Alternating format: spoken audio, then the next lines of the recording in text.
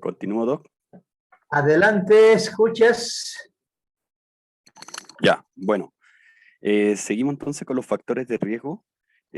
Uno, la edad, por ejemplo, la frecuencia y la gravedad son mayores en los menores de 1 año y especialmente en los menores de 2 meses de edad. El bajo peso al nacimiento, la ausencia de lactancia materna, la desnutrición, las infecciones previas, el esquema incompleto de vacunación y la carencia, por ejemplo, de vitamina A, que sería también un caso. La siguiente, doctor, por favor. En cuanto a los factores de riesgos ambientales, encontramos la contaminación ambiental dentro y fuera del hogar, el tabaquismo, la deficiencia de la ventilación en la vivienda, los cambios bruscos de temperatura, la asistencia a lugares de concentración como teatro, cine, etcétera, el contacto con personas enfermas de iras. ¿Ya? La siguiente, doctor, por favor. Bueno, entre los signos y los síntomas que encontramos, los síntomas de la infección respiratoria aguda incluyen la fiebre, generalmente por encima de los 38 grados Celsius, el dolor de garganta o tos, dolor de las articulaciones, la cefalea, letargo, dolor en el tórax, dificultad respiratoria. ¿Ya? La siguiente, doctor, por favor. Fisiología, cómo se genera esta también enfermedad. Bueno, en escolares, adolescentes y adultos también está la asfixia o dificultad para respirar, o incluso la sensación de la dificultad respiratoria en los adultos por lo general, el dolor en el pecho al respirar o al toser, decaimiento, cansancio excesivo y la fiebre también mayor a los 38,5 grados durante más de 2 días. La siguiente, doctor, por favor. En cuanto a la prevención de estas infecciones respiratorias agudas, eh, podemos hablar de promover la lactancia materna como los primeros 6 meses de edad, vigilar y corregir el estado nutricional, cumplir con el esquema nacional de vacunación de acuerdo a la edad de los bebés, no fumar cerca de los niños, no quemar leña o usar braseros en habitaciones cerradas, evitar los cambios bruscos de temperatura a los niños, en época de frío mantenerlos abrigados, tener una alimentación rica en frutas, verduras, vegetales, de hojas verdes, etc. Algunos casos, tomar abundante líquido, evitar el hacinamiento, ventilar las habitaciones, fomentar la atención médica al niño eh, sano, el lavado también frecuente de manos, evitar frotarse los ojos, el contacto con personas con gripas, como mencioné anteriormente. La siguiente, doctor, por favor. Bien, hay un tratamiento con antibiótico en algunos casos, pero la mayoría de estas infecciones de otitis media aguda, dolor de garganta, faringitis aguda, amigdalitis aguda, resfriado común, ¿Cuáles son los riesgos que hace para evitarlo? la bronquitis aguda, son causadas, como lo mencioné anteriormente, por virus, pero estas no están indicadas con tratamiento con antibióticos. En los casos que las infecciones se presentan con mucha severidad y dependiendo de los síntomas, el médico puede iniciar un tratamiento con antibióticos en los casos de, por ejemplo, la otitis media aguda, la otitis, bueno, en niños con secreción y menores de 2 años también, el dolor agudo en la garganta, una faringitis aguda, amigdalitis aguda, cuando se presentan con mucha severidad, incluyendo la fiebre, exudado en la amígdala, en mal estado general y nódulos linfáticos inflamados. También vemos en estos tratamientos del plan A, B y C, que por ejemplo el plan A habla del tratamiento para niños con IRA sin neumonía, cuando se le incrementa la ingesta de líquido, mantener la alimentación habitual, no suspender la lactancia al seno materno, por ejemplo. En el plan B, el tratamiento de neumonía leve, sin los factores de mal pronóstico, como el tratamiento ambulatorio, no hospitalizado. Y el plan C, que podemos hablar del envío inmediato al hospital, que son los casos más graves, más complejos, donde se instalará el tratamiento adecuado y en caso de que requiera oxígeno, si es necesario, se debe notificar. Eso sería, doctor. Bien, se agradece. Muy interesante los tres temas, tienen 100 cada uno. Vamos a continuar. El temario era de cáncer de cervix, ¿no? Entonces vamos a ver un video sobre cáncer de cervix a continuación. Vamos a compartir dónde está.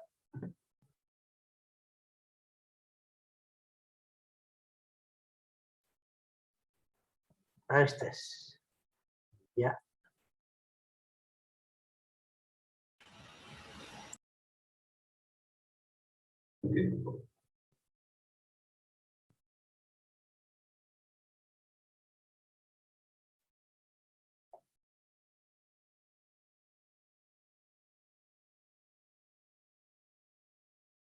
Hoy nos centramos entonces en qué es el cáncer. Este terrible asesino, en la actualidad segundo en causas de muerte en el mundo, solo después de las enfermedades cardiovasculares, que cualquiera que lo haya padecido sabe lo terrible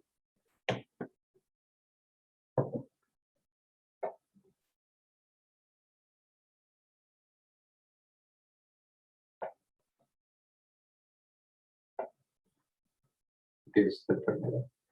La definición oficial dada por los organismos que estudian esta enfermedad es la siguiente. Es un crecimiento anormal de las células causado por múltiples cambios en la expresión génica, llevando a una desregulación entre proliferación y muerte celular. Prolifera mucho y no se mueren estas células.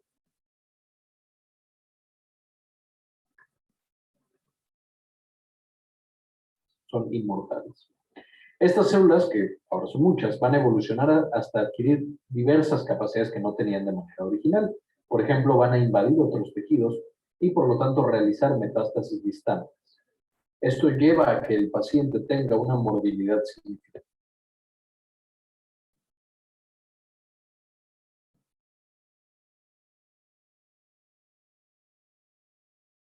A muchísimas patologías y si no es tratado adecuadamente, por supuesto, lleva a la muerte de la persona. Esta enfermedad es, como decía en su libro Siddhartha Mukherjee, este oncólogo que se ganó el premio Pulitzer, es el emperador de todos los males. Debido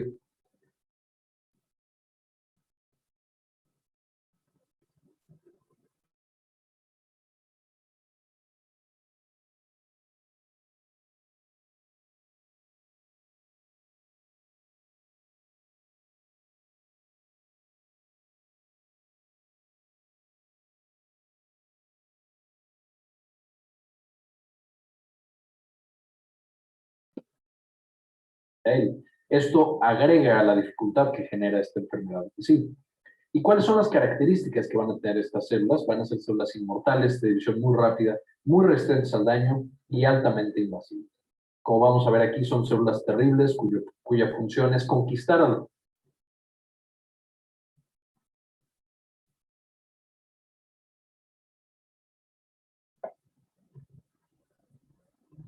células que están juntos. Sin embargo, como quiero que quede claro al final de esta clase, veremos que en realidad estas células cancerosas son básicamente una tragedia biológica. Es la manera en la que esas células tratan de sobrevivir y son sus mecanismos de supervivencia y de tratar de seguir en este mundo que son llevados al extremo por ciertas características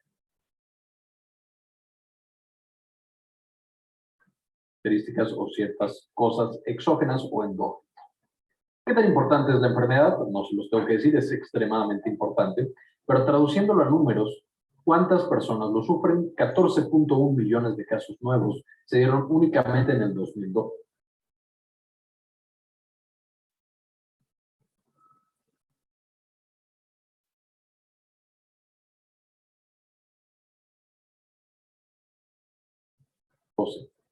Este mismo año, 8.2 millones de personas murieron y siguen muriendo al año por esta causa, por los cánceres en general. 32.6 millones de personas viven con esta enfermedad en el mundo y es importante que vayan a un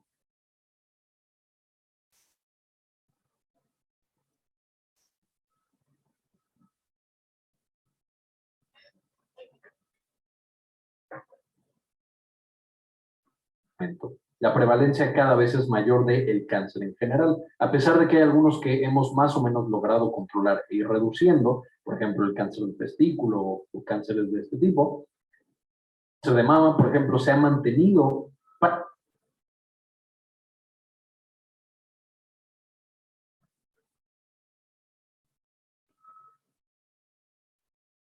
prácticamente con la misma prevalencia y la misma mortalidad a pesar de todos los esfuerzos hechos, y otros como el cáncer de pulmón han francamente aumentado y aumentado también su tasa de mortalidad. Ya que es extremadamente importante. De hecho, en la bibliografía que les voy a dejar al final,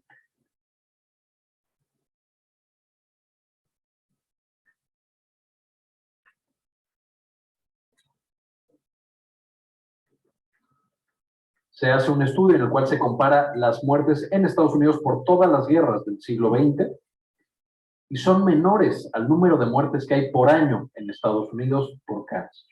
Ya que es una gran tragedia. Ahora, en este cuadro sacado de las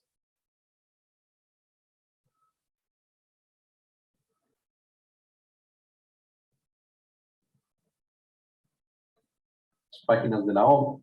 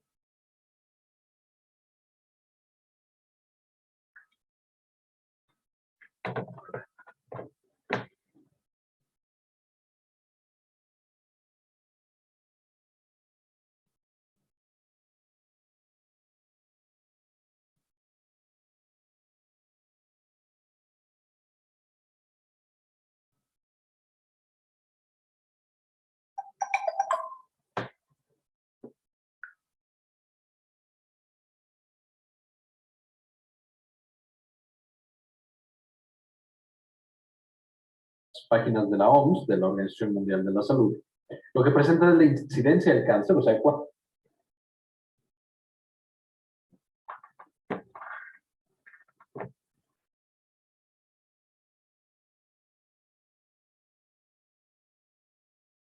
cuántas personas le dan. Y de esas cuántas fallecen, de manera que las líneas azules es las personas que se enferman de esta patología y la roja es cuántas personas mueren. Como podemos ver en los países más desarrollados,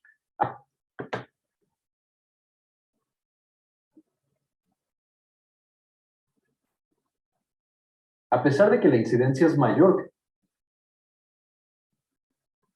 en los países no desarrollados, la mortalidad es pequeña en comparación, en proporción. O sea, de todos los que no infectan, de todos los que se enferman, más o menos un tercio o menos muere por esta causa. Sin embargo, cuando nosotros nos vamos a países, por ejemplo, en América,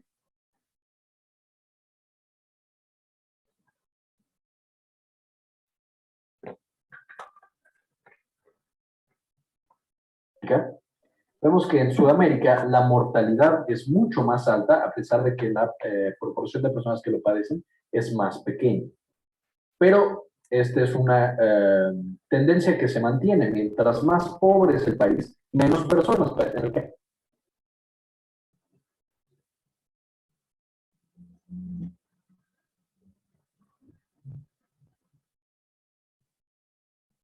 cáncer, pero más mortales.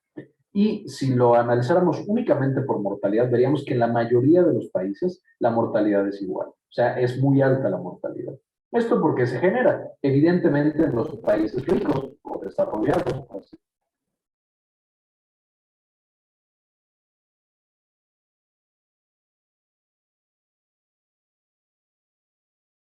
Decirlo. La gente llega a una mayor edad, son más viejos, entonces tienen mayor riesgo de desarrollar cáncer, como vamos a ver más adelante, es un factor de riesgo. Sin embargo, sus mecanismos para detectarlo y tratarlo son mejores que en los países que apenas estamos en vías de desarrollo. Esto implica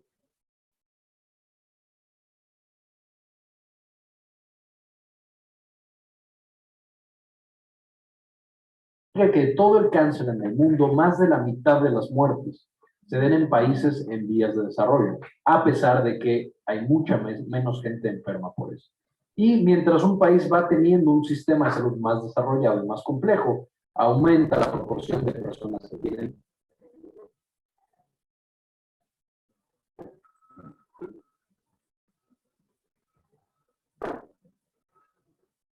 cáncer. También por esto ha ido aumentando en los últimos años, debido a que países que estaban en vías de desarrollo, pues sí logran desarrollarse algo, y entonces es más probable que desarrollen cáncer. Ahora, ¿qué lo causa? Vamos a estudiar específicamente de dónde viene esta terrible patología. Pues evidentemente aquí tenemos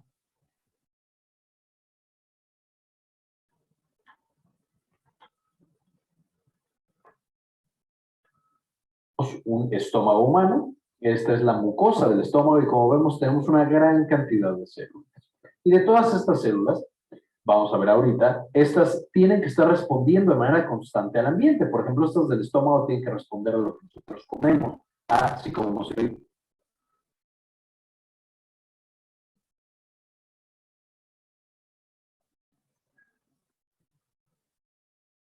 irritantes, sino como irritantes, etc. ¿Cómo es que van a responder? Cuando nosotros nos irritamos o cuando estas células están en contacto con algo que las daña, van a empezar a liberar una serie de sustancias como citocinas y factores de crecimiento. ¿Qué van a hacer? Entonces, si yo regreso a mi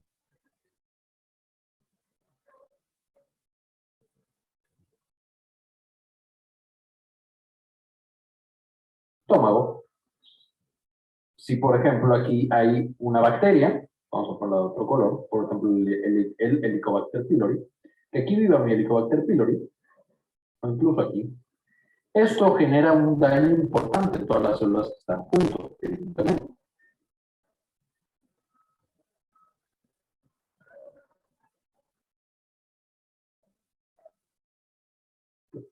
Ese daño, evidentemente, también va a tener que ser reparado por las células para que el estómago no se le haga un hoyo, una úlcera o lo que nosotros queramos. De manera que vamos a tener en todos los tejidos, especialmente los que están en contacto con el medio ambiente, con el medio afuera. Por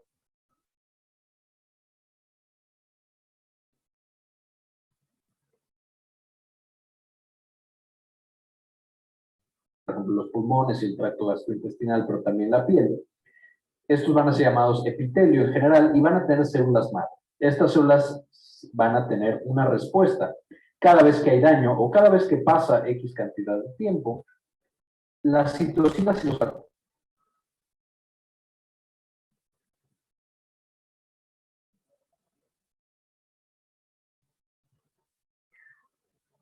de crecimiento que van a estar embebidos en ese ambiente, o sea, que van a estar siendo liberadas de manera constante, inducen algo llamado división celular. O sea, de una célula progenitora se van a hacer dos, y de estas dos células van a llegar y van a, digamos, tapar el hoyo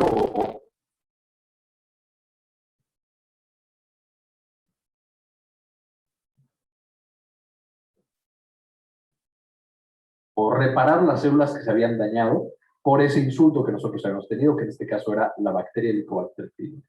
Esto es algo normal, todo el tiempo estamos liberando factores de crecimiento que llegan a nuestro epitelio y este epitelio entonces hace división celular y se reparan estas células con células nuevas. Y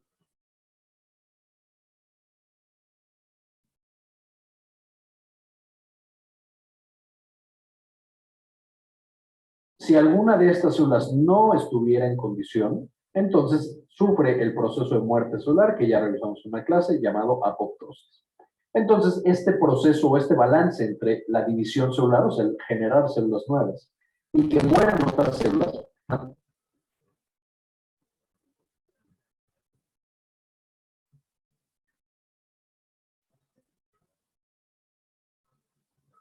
Tiene una cantidad constante de células en el cuerpo.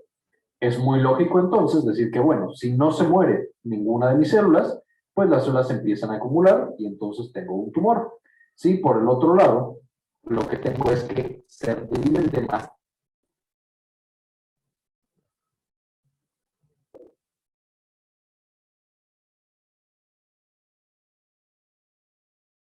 estas células, aunque se mueran, también voy a generar un tumor. O sea, voy a tener una bola de células en alguna parte. De nuevo, porque haya demasiada proliferación o porque la célula no muera por alguna razón. Este tumor, ojo,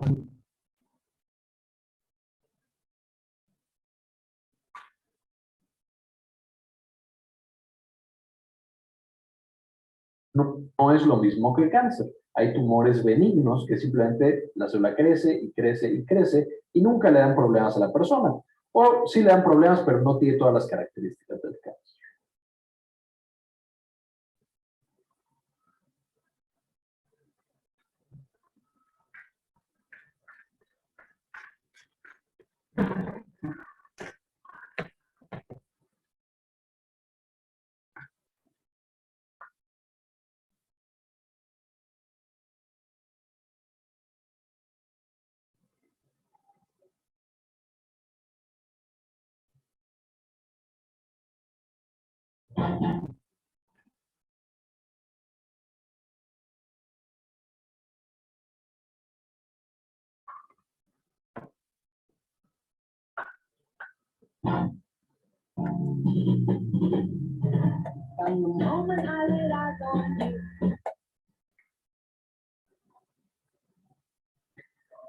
Entonces, debe haber un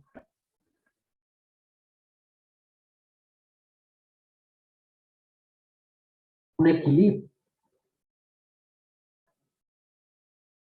entre esta muerte celular y esta división para que nosotros tengamos un cuerpo sano y unos tejidos sanos. Ahora, ¿cuál es el mecanismo por el cual las células se duplican? Ya quedamos que cuando hay daño, entonces mi célula tiene que responder, si es una célula madre, y dividirse.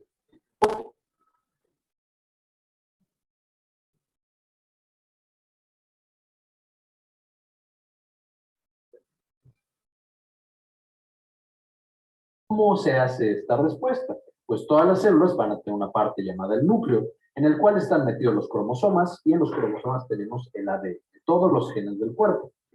Y en los genes vamos a tener dos genes muy, muy especiales. Esto se va a llamar protoncogenes,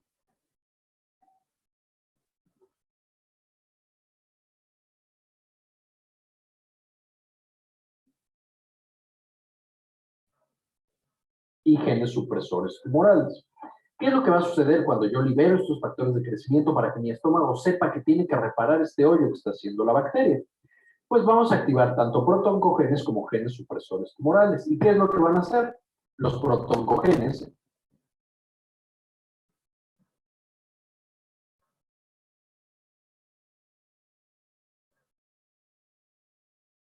en el cual tenemos, por ejemplo, genes como las ciclinas o los genes de RAS o los genes de la MAPsinasa, van a generar que esta célula diga, ok, es tiempo de dividirse, dividamos. Entonces va a tener una serie de mecanismos con los cuales vamos a tener esta división celular.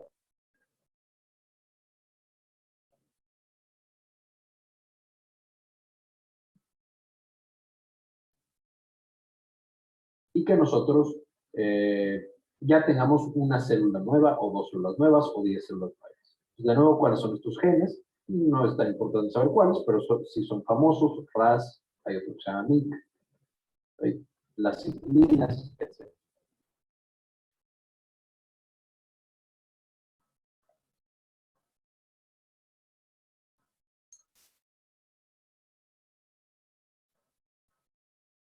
Entonces, todos estos son los que le dicen a la célula, hey, divídete, es hora de que te dividas. Pero al mismo tiempo, como hay riesgo de que la célula se divida, pues puede dar cáncer, vamos a tener otros genes muy famosos, llamados genes supresores tumorales. Estos genes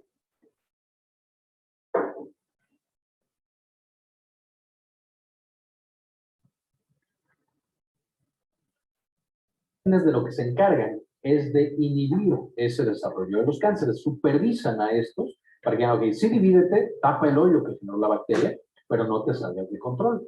Aquí vamos a tener genes como el BRC, que es el asociado a cáncer de mama, el RB1, que es el asociado a retinoblastoma,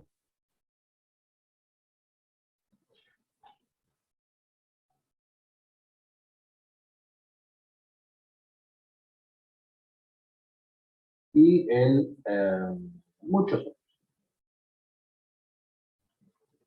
Perdón, es BCR. y RBO. Ahora, ¿qué es lo que sucede entonces? Ya quedamos. Se aumenta la expresión de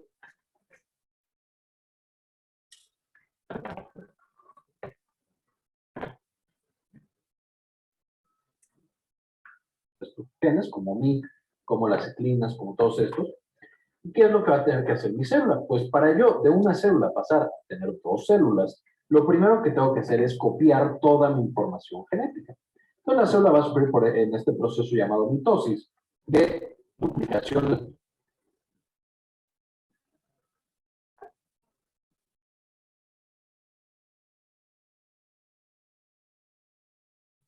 su ADN y después separación en dos células hijas que tienen exactamente la misma cantidad de ADN y de manera ideal debe tener los mismos genes específicos. De manera que activa una serie de mecanismos o una serie de procesos celulares en los cuales una proteína va a ir copiando toda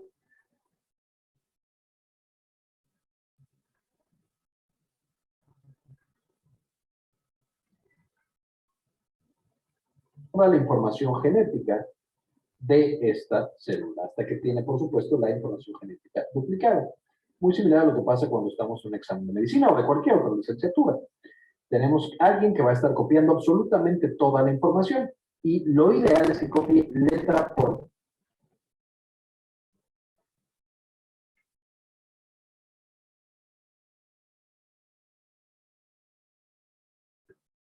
letra. Absolutamente todo debe ser exactamente igual, porque obviamente le está copiando al que sí sabe, al que va a sacar 10. El problema es que para que una sola se divida necesita copiar más o menos 3.000 millones de letras cada vez que se va a dividir esta célula.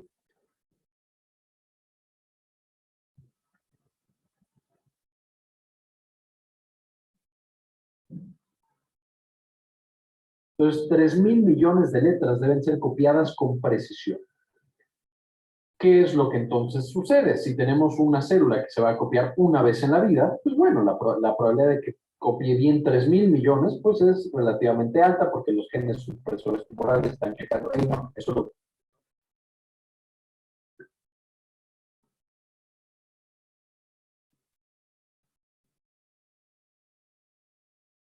copiaste mal. No, no, eso también lo copiaste mal, corrige. Pero una célula, por ejemplo, las del estómago, que cada 4 a 6 horas tienen que ser todas nuevas, eso genera un riesgo mucho mayor de que de estas 3.000 millones de letras que se tienen que copiar, algunas se copien mal.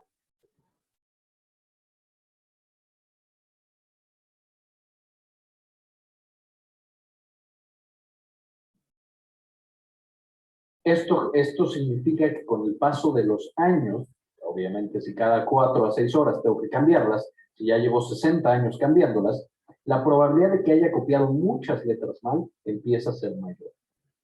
Si a esto le agregamos que a veces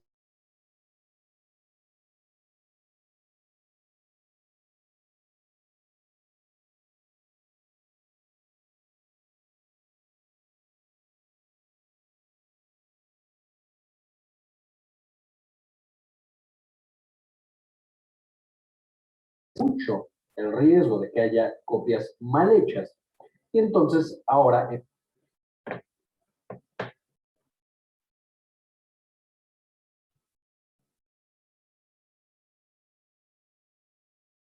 vez de tener dos células que eran iguales a la célula original, tengo células que tienen mutaciones. ¿Y dónde van a ser estas mutaciones? Si lo que estamos diciendo es que las células tumorales o, digamos, las células cancerígenas, de las primeras características que tienen es que empiezan a proliferar demasiado.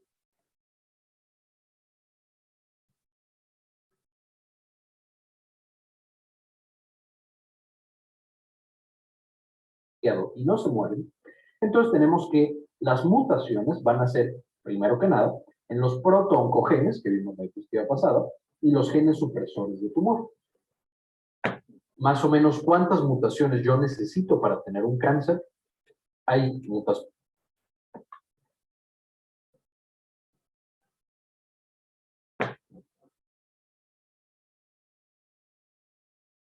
O hay cánceres muy agresivos o más bien cánceres muy fáciles de hacer, que con una sola mutación es suficiente, Pues normalmente necesito 3 mutaciones.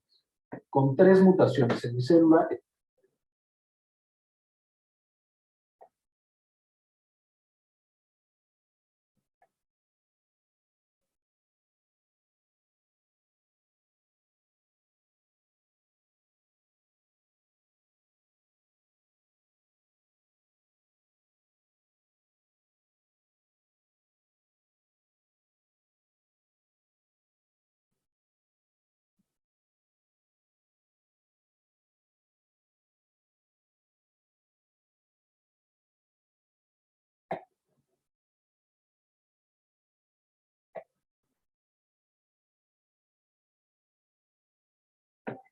a la estadística mundial de cuáles son los principales tipos de cáncer, podemos ver que aquí tenemos la incidencia y tenemos la mortalidad.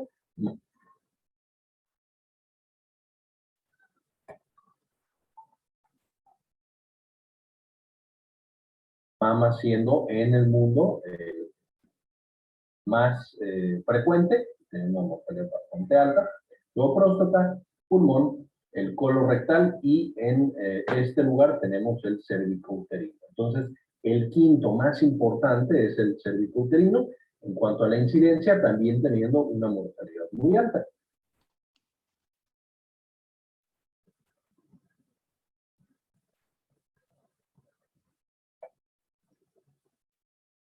Por supuesto, aquí los temas que estamos menos preparados para prevenir somos los que generamos un incremento en la mortalidad y un aumento en la incidencia. Si nos vamos a mujeres, pues por supuesto en la gráfica pasada veíamos tanto mujeres como hombres. Vemos que ahora el cáncer es el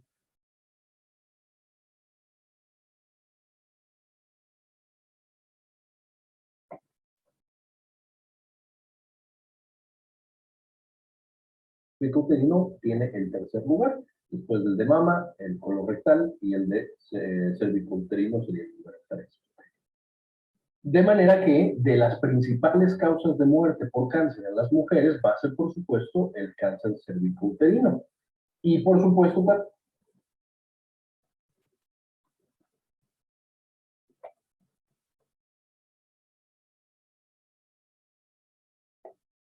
también eso lo hace una importante carga de morbilidad y también de costos para los sistemas.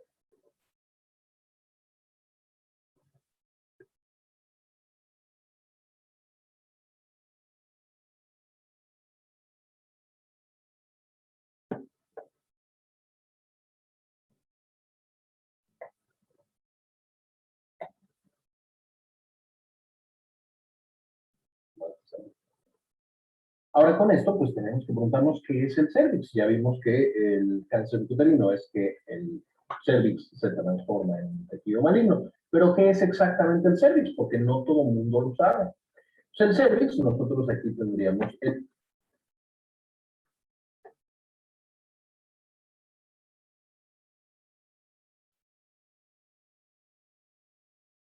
útero. El útero, por supuesto, es este órgano que está diseñado para el embarazo, en el caso de las mujeres.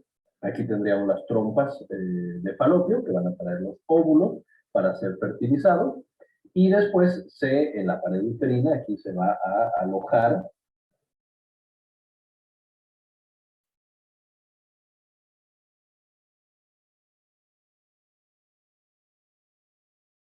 este embarazo. Y más abajo tenemos, por supuesto, la cavidad cervical y después el canal vaginal. Entonces, este canal vaginal es el que tiene contacto con el exterior y justamente la cavidad cervical va a ser la puerta que separa el útero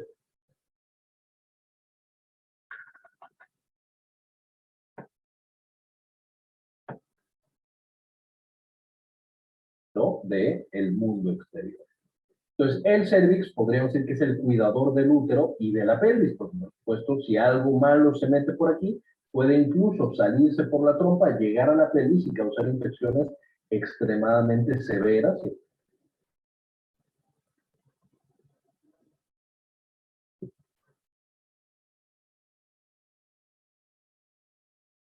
Incluso costar la vida al paciente. Ahora, este cervix tiene también la característica de ser increíblemente adaptable. Es decir, como es el portero, como es el cuidador, necesita en algunos momentos ser mucho más permisivo y en otros mucho más estricto. Por ejemplo, cuando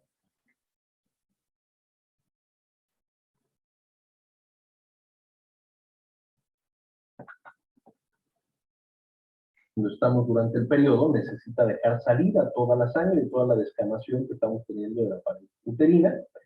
De la misma manera, cuando es momento de buscar un embarazo, tiene que permitir la entrada de los espermatozoides para que se fecundicen al óvulo.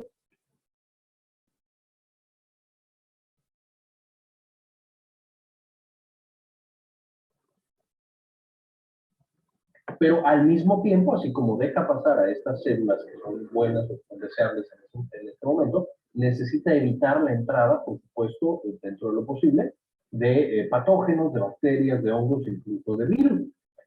De la misma manera,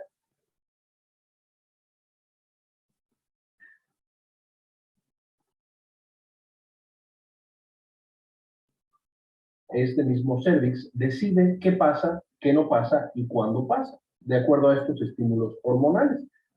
Cuando tenemos, por ejemplo, también un proceso ya de embarazo, por supuesto, el cervix tiene que asegurarse que todo el producto no vaya a salir, siendo, por supuesto, que cuando tenemos una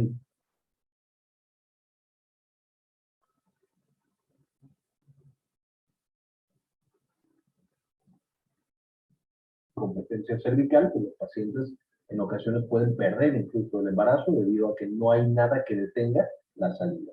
Y ya que llega el periodo del parto, el momento específico en que ya tiene que salir el bebé, una serie de cambios moleculares van a generar que este cervix se abra,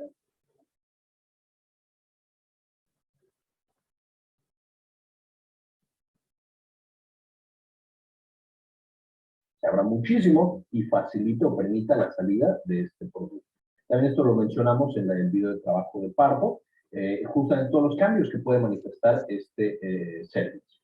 De manera que este tejido aparentemente estrecho se convierte en un guardián fuerte y poderoso que nos protege contra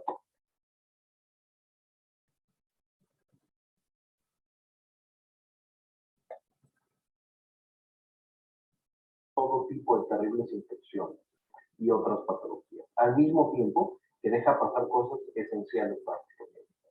Un poco como